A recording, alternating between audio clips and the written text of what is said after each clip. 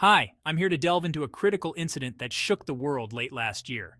The bombing of the Mushtaha family's home in Gaza City on November 2nd, 2023, an event now known as the Al-Aqsa Flood. This is not just a recount of a tragic day, but a closer look at the ripple effects that followed. Early that morning, as the city was just beginning to stir, a bomb struck the Mushtaha family's residence in the densely populated Al-Darj neighborhood. The house, targeted amidst a surge of violence, was obliterated.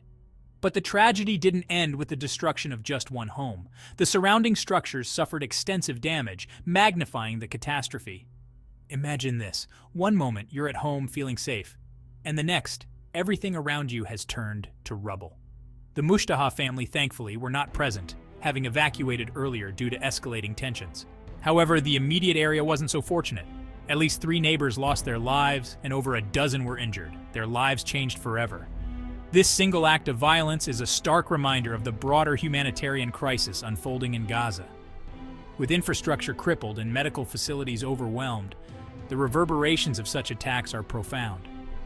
Hospitals, already stretched thin, struggled to cope with the sudden influx of casualties. Families scrambled to find safety, often with no clear destination in mind, as the sounds of sirens and explosions filled the air. But why focus on this one event, you might ask? Because it encapsulates the devastating human cost of conflict, a cost that extends beyond immediate casualties. It's about shattered homes and shattered lives, about a community living in perpetual uncertainty, and about the world's struggle to respond effectively to such crises.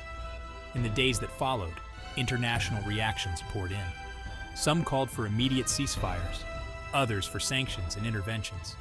Yet the violence persisted, each day drawing more blood, more tears. Now, as we reflect on these events, it's crucial not just to recount them, but to understand them, to understand the human stories behind the headlines and the long-term impact on those who survive. These are not just numbers, they are fathers, mothers, children, each with dreams now buried beneath the debris of conflict.